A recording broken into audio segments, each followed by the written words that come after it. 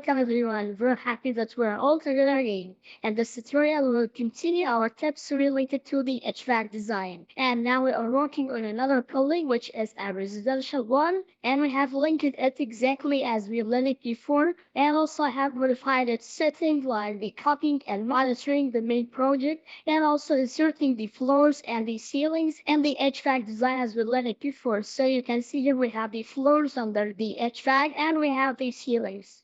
So this is a 3D design for the house we have. Here it consists of two floors as you see. This is the ground floor and this is the first floor and this is the ceiling of the building as you see. And this is the room at the ceiling. Also for the building to make sense we can see it's a 3D shape in the real facts. And here let's open the floor that we will work on so we can work on that floor for example. Now if you remember of the first part of our HVAC course, the first step was to calculate the thermal loads and the building. But to calculate the thermal loads, we need firstly to know each room type. This is because according to the room type, we specify its nature and then the number of persons existing on it, and also the types of the devices, and then we calculate the thermal loads according to all of those factors. So we need now to know what are the room types that we have in that building, and for that we have two ways for accessing or for getting the room types we have. Here as you see, those are some blank rooms. We don't know what is the type of that room or what is the type of that room, for example. So the first way we have for knowing the room types is to go to the architecture tab here, and then we press a room. And here it tells us that the rooms are not currently visible in that view. This is because we haven't checked it in the visibility graphics. So it asks us if we want to make it visible, and I say yes. And now you can see we can put a room here, for example. And then I press escape. And now let's close this warning. So this warning tells us that the room is not properly enclosed or it's not an enclosed region. And we will fix that error now. So to fix that error, we need to select our building. And then we go to the properties and then go to edit type. And here we select that option, which is the room bounding. So by selecting that room bounding, this means we are telling the program that the rooms that we have are closed or it has some closed walls here. But on the other hand, if we didn't check that order or if we deselect it, this means that the rooms that we have some gaps or they are not closed. So we need them to be closed, and after closing them, we can insert our rooms that we need. So I'll press on OK and then OK. And here you see we have specified the room, and what we will do now is to replace that tag number here with the room name that the architect has given to that room. So this is because each room has its own type, then its own name that is represented in something called the tag. So to get the tag, we go to the architect again, and then we press on tag room, and after that we press on that tab here, which is to tag all not tagged room, which means that if we have any room of that ceiling that is not tagged, we will tag it or we will capture its name. So all of the rooms that we have are not tagged instead of that room. So we'll press on that option. And then what we will do is to go down to select that option, which is room tag. So by that option, we need to tag all the rooms that we have, but also we need to check that option, which is very important to us, which is to include the elements from the linked files. This is because we are not working on the source project, but as we learned it before, we are working on the linked project from the source project. So we need to recall or we need to include all the elements or all the room types that we have from the main source project or from the central project. And after that, we press on apply and then we press on OK. And here we go. Those are the room names as what the architect has made in his design. So you can see this is a sleeping room, for example, and this is another sleeping room, and this is a bathroom, and this is another bathroom, and this is a big dining room, and here we have the kitchen, and here we have the living room. So those are the names of the rooms that we have, and by that way we can detect their names. And by knowing the type of each room we have, we can now decide that all of them will be conditioned except the kitchen and the bathroom, as they will be ventilated only. So if you remember the project of the previous part of our course, the HVAC 1, we included the kitchen and the bathroom in the ventilation and the conditioning process, but that was an approximate design only for simplification, while the standard design include the bathroom and the kitchen and sometimes in the ventilation process only. Very good. So that's about the tagging process to rename our rooms that we have. But the tagging process for the area has more facilities that we can use. Here when pressing on any room of them, you can see this tab pops up which asks us if we need to edit the tab family. And by that way we can estimate that the tags are some families like the families that are already designed or that are already pre-designed in the Revit software. So when accessing the edit family, we will find that it takes us to another page here, and we will find here we have more than one thing that we can edit here, the room name and its number, and this is its volume for example. And here for more simple design we don't need that volume, so let's delete it. And also we don't need that number, so we can delete it. And then when accessing this one, we will find that we can change the data we have, which is the room name for example, or its area, or any data related to the room we have from that tab here, which is the edit label. So when pressing on it, we will find that we have some options here we can choose from them. So it's not necessary to describe the room we have with its name only, but we can describe it with its area, with its base finish, for example, or its ceiling finish, or any one of them. For example, if we need to add the room number, we will press on it, and we will press on that right arrow that will include the room number inside the data or inside the room tag. So the room tag can have more than one thing as we said. And also if we need to exclude or we need to delete something from the tagging process, we easily press on it, and then we press on this left arrow to exclude it or to neglect it. So we can express the room tag with its name, for example, as this is the name here, and we can express it also with its area. So when going up here to the area and press on that arrow, we are adding the area now to the tag, and then we press on apply, and after that we press on OK. And here let's delete that one. And also we can do some modification or some format of the tag we have. So when pressing on it and when pressing on edit type, we can find that we can change the color of the written text. So when pressing on it, we can change it, for example, to be that blue one, and press OK. And also we can change the font style. So we can make it, for example, to be Century Gothic. Here we go down, we can select that one. And also for the text size, here it's a 3mm. I can make it to be, for example, 1mm only. And so on, you can bold it, you can make it italic, and so on as you need. And here I'll press on apply and OK. And then I can decrease this box a little bit. Very good. And after finishing with the modifications, we press on that tab here, which is to load into the project. So we need to load that tag or that tag format after modifying it and adding the area, for example. We need to add it to the project, and for that we press on load into project.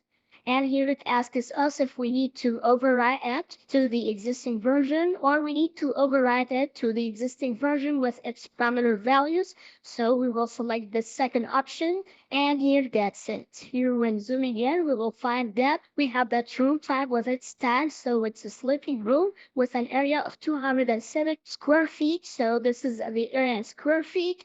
And also when going down, we'll find that this is a bathroom with an area of 46 square feet.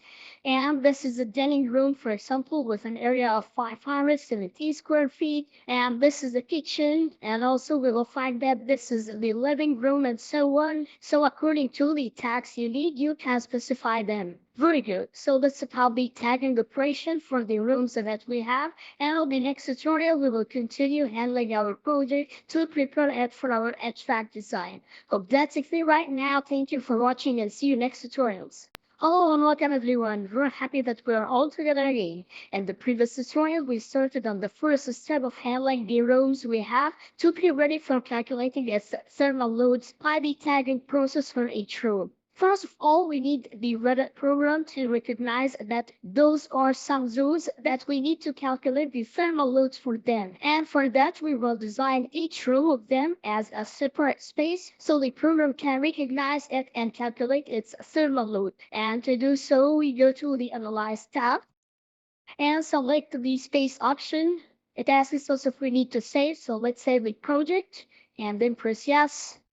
And then yes, and then you can find we have the space that we can drag for each room. So we can put a space here, or we can put the space here, or at that point, or at that room, for example, and so on. So we can drop the space at that room, and here at that one, and at that third room, and at that fourth room, and this one. And also we can put it at this one, and after that we press enter and then OK, and then we press cancel. So what we want to say is that any closed area will be considered as a space for any program. So here that area which is the sleeping room is considered to be a space, and that sleeping room also is another space, and that one is another space which is the bathroom and the dining room and the kitchen and so on. But you know, this operation of making each room as a separate space manually, one by one as what we did here, will be a hard one, or it will be tiring, or it will take a large time. And this is especially if we have a larger number of rooms inside the building. So imagine if we are working on a big hotel that has 50 rooms, for example, for each floor. Here, instead of dragging and dropping each space manually, we can use another option. So when I press on a space, for example, I can find that this is an option here which is called the place spaces automatically. So by that option, the program will recognize each closed area that we have or each space that we have, and it will detect it and make it as a separate space by only one step. So to do so, or to try that, we will delete the spaces we have, so we can press on Control Z and Control Z. And here we edit. So to make the spaces with one step, we press on the spaces again, and then place the spaces automatically, and then we did it. Here it tells us that 7 spaces are created automatically. So we press and close. So it's very easy with the Revit. Here we have space 1 and space 4, space 7, space 2, space 5, space 6, and space 3. But as you see, we have a problem here. We have inserted these space labels to be overlapped with the room tags. So this makes a confusion in the drawing layout, or it may be an ugly one. And for that, we can select the whole layout we have here, and then we press on this filter tab and press on a check none, and then we need to check the room tags, and then we press on apply and then OK. So we select the room tags. As we don't need them now, here we will delete them after selecting them. You can see we have these spaces only after deleting the room tags after selecting them. And we deleted the room tags because the spaces do the same job as the room tags, so we can make the space itself to be named with the same room tag. But you can say that we have no names here for the spaces. Here it's called space 1. It's not tagged with the same name of the room, and this is space 4, and this is a space 7. But we need now the spaces to be named of the same names of the room tags as what was previously. And here we can add the names easily to the spaces by the same way as what we did on the tag on the previous tutorial. And for that, we can select this space, for example. And here you can see we have the same tab pops up for us, which is to edit its family. So we press on edit family, and then you can see we have the volume of the room. We don't need it. And we have its number. We don't need it also. So it's up to you. This is according to your design. You can name each space if you need, or if you need to distinguish between the different spaces, you can give it a label or a name. And now we can go to the space name and then edit label, and then it will be labeled by its name, and then press on apply and OK. So what will happen now is that the space will be named, or it will be labeled by its name and by its area. So for that, we will press on load into project and then include the linked Revit. And after that, we press on OK, and then it asks us if we need to overwrite. So exactly, we need to overwrite with existing version and with its parameter values. And that's it. Here, the spaces with their names. But there is a problem here that you may notice. The kitchen is merged with the dining room. So when going here, we will find that this is the dining room, but this is a kitchen. Here we going back to, so we need to separate them, or we need to consider each one of them to be a different room. And for that, we go easily to the Analyze tab and then press on that tab here, which is the space separator. And now it asks us to make the border that will separate the two spaces. So we will make the border from that point here to that point to be that line. And then press enter and then press OK. So you can notice here this area has been separated from the dining room. And for that we can make this area here to be a space by pressing on a space and then make that area to be a space and then press enter and then OK and cancel. And then we can rename that space to be the kitchen. And that's it. So by that way, we have separated the dining room from the kitchen to make the kitchen a separate space from the dining room. But also we can notice another problem here, which is that the dining room is connected to the stairs or the dining room, and the stairs are one block or one area. So we need the dining room to have that area only and not to have this stairs area. And for that, we will do the same solution, which is to go to the Analyze and then space separator and start from that point to that point here and then press OK and then OK and then close. So by that way, we can find that the dining room area is that area only or that area for that space, and it doesn't include now the stairs. Very good. Now, after defining these spaces that we have, we need to define what are the ports that will not be conditioned. As we said before, the bathrooms and the kitchens will be ventilated only. So the kitchen here and that bathroom will not be included in the conditioning process. And also we have that space here. So that space here will not be ventilated or it will not be conditioned as it's outside our building. And also we can check that space from the 3D model. And now the second step we have after defining the spaces is to define the zone inside the building or the zones that we have inside the building. And as we learned it before in the first HVAC course, that are conditioned and controlled by the same thermostat and they are supplied by the same machine. But indeed, our building now, or our case that we are working on now, is not a large one, so it's not a problem now to distribute it into some zones. So two zones may be sufficient for that building, as those two rooms, for example, may be considered as one zone, and for that they can be conditioned by the same machine or by the same HVAC device. And after calculating those two rooms total thermal load, we can get their total ton of refrigeration, and we select their suitable device with the rated capacity and the required ton of refrigeration. And also we have those two rooms, we can consider them to be one zone. And by the same way, we calculate their total thermal load and their total required ton of refrigeration to get their circle conditioning device with the rated capacity required.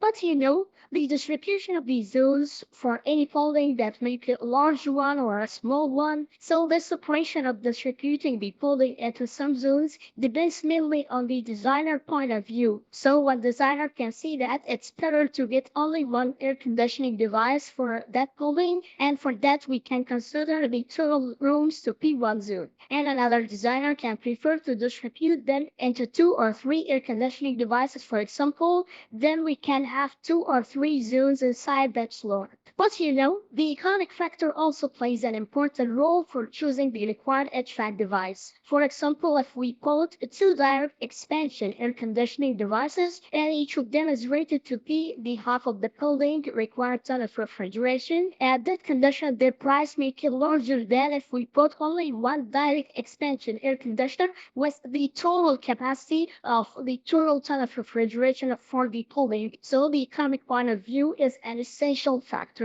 And also the selection of the HVAC device depends on the budget that the building owner provides for that project. So in some cases, the budget may not be the large one, so you may buy some economic devices.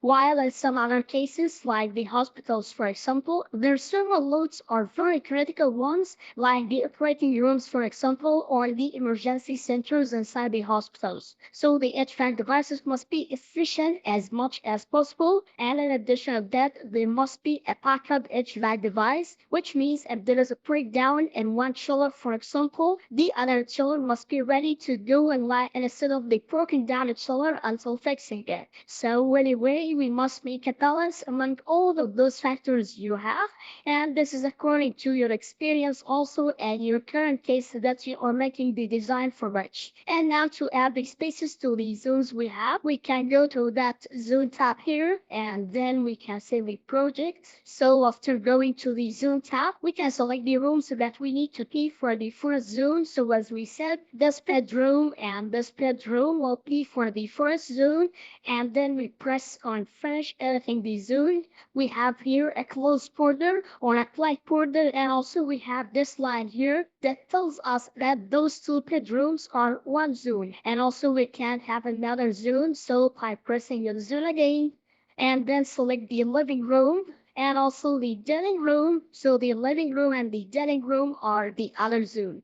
And after that, we press on finish editing the zone. So you can see also we have here a border for that living room and for that dining room, which means that they are one zone. Here they are connected to each other. Alright, so that's about this tutorial, and on the next one we will continue the rest of the steps for calculating the thermal loads required on the Revit software. Hope that's it right now. Thank you for watching and see you next tutorials. Hello and welcome everyone. We're happy that we're all together again. In the previous tutorial, we ended with defining the zones that we have in our project, and in this tutorial, we will continue our steps to calculate finally the required thermal load for that floor, for example, and this residential building or for that house. So if you remember those two rooms with one zones, this is a bedroom and this is another bedroom, and they are linked together by that line here, and also those two rooms we define them as one zone. You can see they are linked also with that line, and we have the same border that connects them together. But you may note that this floor that we are working on is the bottom of the structure slab. But actually we're not working on this slab in our conditioning process, but we need to work on the ground floor itself. So we need to work on the floor. And to understand the layers of that building construction, we can go to the elevation view. So let's, for example, go to the east elevation and let's zoom in a little bit. Here you can see that the first floor starts from that level here. So this is the door starting level, which is the same level of the ground floor. And for that, we will start calculating the thermal loads for that ground level. So the level that we will start working on at is level 1 here. As you see, this is level 1. And also we have level 2 here, which is the end of the ground floor. So the ground floor starts from that slab here, which is this concrete floor, and it ends here at that concrete floor, which is the floor of the first level. So this is the floor of the first level, and this is the floor of the ground level. And for that, let's access the ground floor.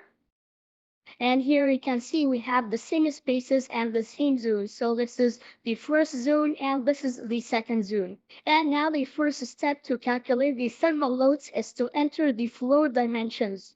So the area is calculating automatically by detecting the pointers of the floor. As you see, the pointers here are calculated automatically. But for the floor height, we enter it by accessing the space itself. So when I access that space and I go to its properties, you can see we can enter its height or that space height at that limit offset here. But firstly, we need to enter the upper limit, which is the level of the concrete ceiling upper that space or upper that floor. And to understand those dimensions well, we can go again to the elevation plan to see the vertical height clearly. So let's go back again. And here at the elevation, the upper limit will be that first floor level as it's the upper concrete ceiling of the ground floor. And then the limit offset is the distance from that floor slab to the end of the ceiling. But you can say that this offset distance is all of that distance from the ground floor slab to the first floor slab. And that will be right only in case of the concrete ceiling is the only ceiling that we have for the ground floor. So the height of the room at this condition will be the length between those two slabs. But in case of there is a suspended ceiling at that condition, the real height of the floor will be the height between the down ceiling of the ground level and the level of the suspended ceiling. And for that, we can assume that the suspended ceiling, for example, to be about 80 centimeters down from the first floor level. So we go into the space properties again.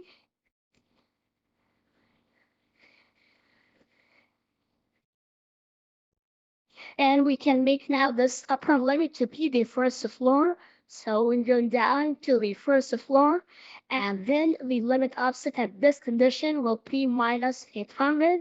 So we assign it with a minus value. This is because we will go down from the first floor, not go up. So when going down for the suspended ceiling, at this condition, the height will be with a negative value, but when going up, the height will be with a positive value. But this value, which is 80 centimeters, starts from the upper limit of the slab, as the first floor here is from the upper limit. So we need to add another distance to this 800, which is the thickness of the slab itself. And for that, when I measure the distance from that point to the end of the slab, we will find that it's about 324 millimeter. And for that, we will escape and go to the properties again and make it to P minus 1124. Also, we can check that in the 3D dimension by accessing the space again and then press on that tab, which is the selection box. So we can see this is the height of the room that starts from the ground floor and ends at that little here of the suspended ceiling. So the suspended ceiling is about 80 centimeters from the upper limit of the first floor. All right, now let's close that tab. And what we did on that space will be repeated on the rest of the spaces. And for that, we can select all the spaces we have here. We press on Control and select that space, and that one also, and that one. And then we can change their properties. Here we go to the properties, and then make the upper level to be the first floor as we said before, and then make the pace offset to P minus 1124. And at that point, we are ready for calculating the thermal loads by going to the Analyze tab. And then we accessing that option, which is the heating and cooling loads. So it asks us to specify the type of the building. And here our building is a house. So when accessing this tab down, we will find that we have many options. But as our building is a house, this means it will be for a family that will live in it. So we can search for a family, for example, and go down, and here it's for single family. So we have the single family and the multi-family, but as this is a small house, so it's for single family, we press on single family, and after that we specify the location of the polling. So we enter the polling location with two ways. Here when I accessing the location, I can find that we have two ways for entering the location. The first one is according to the internet mapping service by the default city list. So when I select the internet mapping service, and if your computer is connected to the internet, you can easily choose that internet mapping service. And at that part, you enter your city name that you're making this application or that HVAC design at which. But if the internet is not available for you, you can change that option to be the default city list, which will specify the city location from that tab to get it from the data that is embedded inside the Revit itself. You can see we have a massive information here, or a massive database related to the Revit program for each city or for many cities in the world. So suppose our house is located in New York in USA. So when searching for New York, and when going down a little bit, you will find that this is New York. And after that first step, which is the location, we enter the weather data.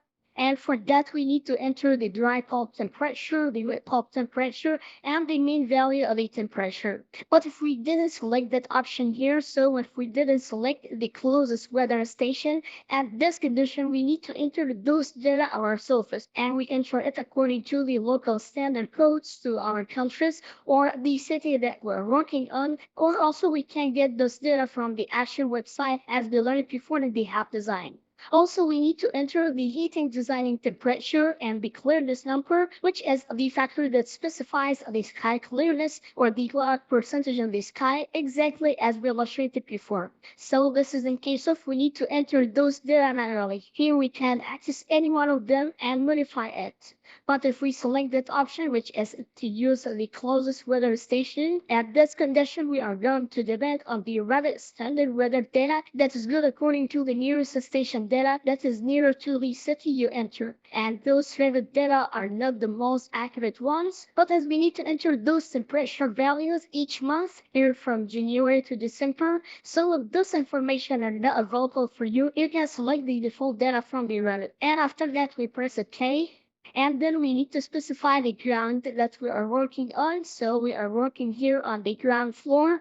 And then we need to specify the project phase. Is it a new construction or it's an existing construction? And that's as we illustrated before in the manual calculation, because the new walls, for example, will have a different thermal load than the old walls. So the thermal load for the new building will be a smaller one than the thermal load of the old building. And then we select the type of the HVAC machine or the type of the HVAC device that we will use to supply our building. Is it a vertical air volume with double duct, or it's an indoor package cabin, or it's a thermal reheat, or it's a fan coil unit, or it's an induction system, and so on. But indeed, we can specify this value after calculating the total thermal load, not before it. So the machine type is specified later, not now. And for that, we can set it with any dummy data until we enter it later. And the rest of the data are not important for us, so those are the most important data in the general tab here. Alright, so that's about this tutorial, and on the next tutorial, we will continue calculating the required thermal loads by entering the detailed data. Hope that's clear right now. Thank you for watching and see you next tutorials. Hello and welcome everyone. We're happy that we're all together again. In the previous tutorial, we have defined the general information related to the thermal load calculations for our space and the ground floor. And in this tutorial, we will continue defining this information. But first of all, we have changed the ceiling that we were working on, as this building exactly has no suspended ceiling. And we illustrated on the previous tutorial the suspended ceiling only for an example. For you to cope with any design, suppose you have a suspended ceiling for the building, you have learned how to handle it. But as this building actually has no suspended ceiling, so we have reset the setting of the ceiling back to its original condition, which has the upper limit of the column structure, and then the limit offset will be a positive value of 4,000 millimeter, which is 4 meter, as this 4,000 millimeter is the upper limit of the concrete ceiling, which is the bottom floor for the first level. And as we continue our journey, we will go to analyze and then heating and cooling loads exactly as we did before. And now we will work on the detailed information. So let's go to the detail tab here. And then let's retrieve this default menu. So it consists of the spaces that we have exactly defined, but here those are the undefined spaces, which are the space 5. This is because it's an atrium, which is outside of the building, so it will not be considered in the ventilation or the conditioning process. And for that, it has a warning here, so let's open this warning by pressing on that warning tab. And here it says that space 5 has no roof to cover it, or it has no ceiling. And this is what we said according to the nature of the atrium itself. It's outside the building, and it's an extended part with no ceiling, so it's not a closed region or a closed room. Very good. Now we press OK. And you can also we have those green spaces here, so they are highlighted with green, which means that those are the spaces that we have defined. And when zooming in, you will find that all of them are at the same level. So you can see the level of all of them are the same. Here, this is a half room, for example. This is the space 5, which is an undefined one. And this is a bedroom, and this was another bedroom, and so on. Also, the program arranges the zones we have in the floor in a P2 manner. So you can see we have made the zone 2, which have two spaces for two rooms. Room 1, which is the bedroom, and room 4. And here we have this zone 3, which have two rooms, the living room and the dining room. So the zone is the main branch, and the spaces under it are the sub branches. Now what we need to do exactly is to enter each space data. And for that we will select the spaces so that we need to calculate their thermal loads and enter their data down here. So if I select, for example, this first bedroom, I can enter its data like the space type, the construction type, and the people and the electrical loads. But as we said, we don't need to enter the data related to the default spaces here. This is because the default spaces are excluded from our zooming operation. And for that, when pressing on that space type, here we need to enter the type of the space from this massive database. So as it's a bedroom, we type here bedroom or anything near to it. So when I type bedroom, I can find that this is the only option for the bedroom. But when I type, for example, sleeping room, so we have the sleeping quarters for the police and the fire station and so on. So what we want to say is that you select here the type of the room you have, or if you didn't find your room exactly, you will select any type of the rooms that is near and it's neutral to it. And note that for each type of the room, there are some corresponding data related to it that the program gives us by default. For example, the area per person or the area that each person requires for that type of the room, and its sensible heat factor and its latent heat factor, its lighting load density, what per meter square, its power load density. So when I select a classroom, for example, you will find that we have an area per person of 1.5. But if I select the conference meeting room, I'll find that the area per person is 2 meters square, and so on. The other data will change according to the type of the room and its nature that we can select from this database. But you may also have some precise or accurate data according to the field you are working on. So you can enter those data manually if you have some precise information, or you can set it to those default values that the program gets you according to the Azure standard. And also we have here three schedules, which are the occupancy, the lighting, and the power schedule. And those schedules have the same idea of what we did in the hack software in the first part of our course. So for the occupancy schedule, when we access it, here it specifies the demand of the people existence inside the space or the density of the people across each hour in the day. So this is the load profile, and note that it has the peak values of about 1 p.m. for example, or from 1 p.m. to 5 p.m.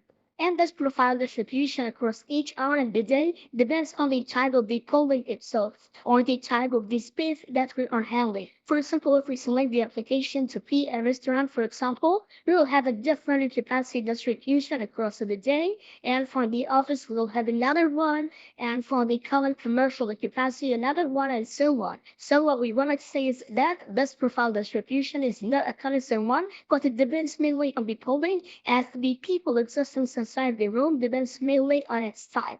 For example, for the sleeping room, we will find that we have the maximum occupancy at the night hours, while for the office, we find that the maximum occupancy at the mid of the day.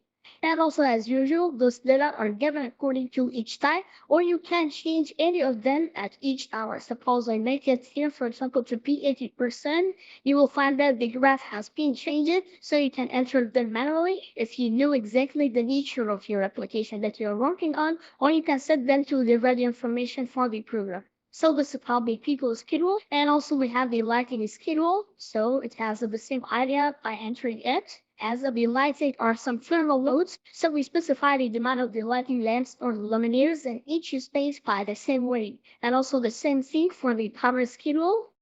So we need to track the power of the energy consumption during the day and its corresponding demand across each hour. Here this is about the type of the space. And now for the building construction. Here, those are the data gathered from the structural design. For example, the roofs of that space, the exterior walls, the interior walls of the ceiling and the floors, and those are the corresponding values required to calculate the thermal loads, the thermal transmass according to the material type. But as usual, those are some default values, and if you have some other values, you can easily construct a new one or a new template at which you can enter your data. Here, when I press on construction one, you will find that you have some data already for you to enter, and you can change any one of them. So I can change the thermal transmass to any value that you need, and so on for all of the materials that you have. So if you need to add another construction, you press on that new, and here you can rename it to be, for example, space one, and then press OK. And for space 1, you have only the same tabs to enter your data. And once you finish that construction, it will be saved with the name that you need, so you can use it later for any other space in case of the two spaces have the same construction materials. And it's logically to have most of the walls and the ceilings and the roof to be with the same construction materials as we are working on the same building. So for the same building, the material will be almost the same to each other. And also you can delete any construction material from that tab, delete here and so on. And then press OK. And after that, we have a people data. So the program will calculate the number of people default according to the rooms that we have. So for the bedroom, the default area per person is similar. Then the number of people for that bedroom will be 7.3 according to its area by multiplying the number of persons times the area per person. And the same thing for the heat gain per person. So the program specifies the default values. And as usual, if you need to modify it, then you make it to be specified and then you enter the number of people. This is in case you have some precise data, and the area per person also you can open it. So anyway, you can enter the data that you have. Also for the heat gain per person, if that value in watts for the sensible heat and for the latent heat per person. And press OK. And finally, we specify the electrical loads. This is for the electrical power loads that may exist inside the building. Suppose that you had a motor room or a pumps room or any electrical devices that can exist inside your space. And press OK. And after entering all of the data we have, we can press on Save Setting. So by that way, we can retrieve those data later in case of we have another room that has the same specification typically of this room that we have worked on. So that's about the operation of entering the thermal load data, and in the next tutorial we will continue by exploring the reports out of the calculation operation. So basically right now, thank you for watching and see you next tutorials.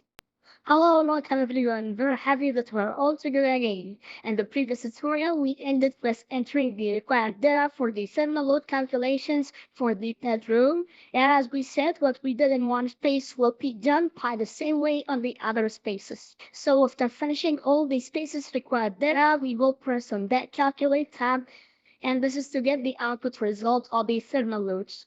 So that's the output report. Here it's split into some sections, and each section of them has its own name. Firstly, we have the project summary represented in the project name, the address, and the calculation time. This is the time at which you made this report, and the latitude and the longitude of the location, which was New York, USA, and the dry bulb temperature, which is the designing dry bulb temperature in the summer dry bulb temperature, the winter dry bulb temperature, the mean daily range, which is the difference between the highest temperature in the summer and the lowest temperature, exactly as we have learned it before into the HAP calculations.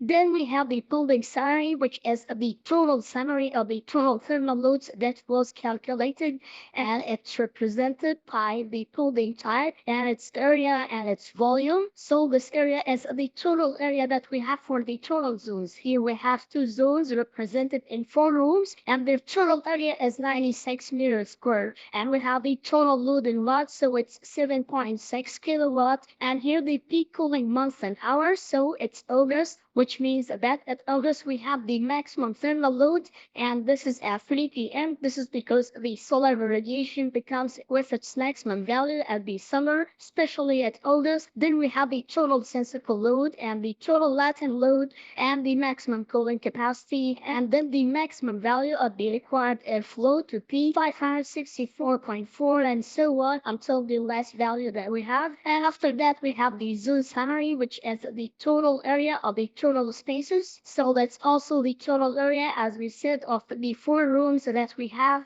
And this is the cooling set point, which is the required standard temperature to be achieved inside our zone for the cooling purposes. And this is the set temperature also, but for the heating. So this is the required temperature to be achieved at the winter, which is the heating temperature. And this is the required cooling temperature to be achieved at the summer to be 23.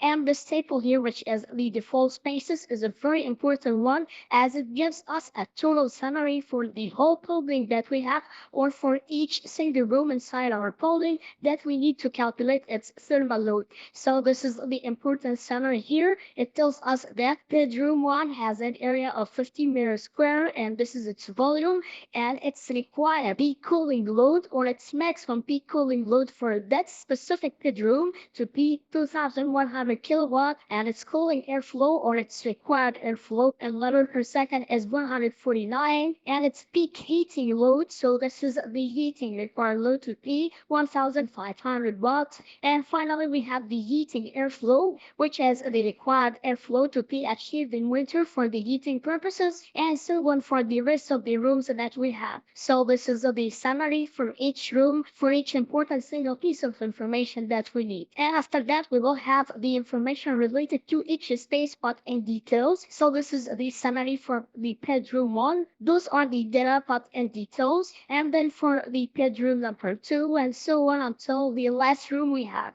And you can note also we have the kitchen that included in the calculation and also we have the bathroom. So when we go up we'll find that we have the bathroom and the kitchen and they appear in the record because we didn't deleted the spaces. So any defined space will be included into the load calculations, then it will appear into the report. Very good. Also we can access that report from down here when we go into the report. So when we retrieve this report tab we'll find that we have some details under it.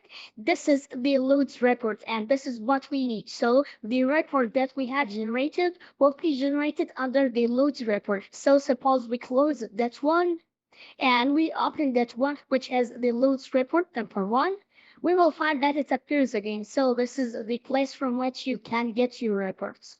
Now after calculating the thermal loads and we have known the required cubic feet per minute of the airflow for each space, we can design the diffuser system required for that space as we learned it before.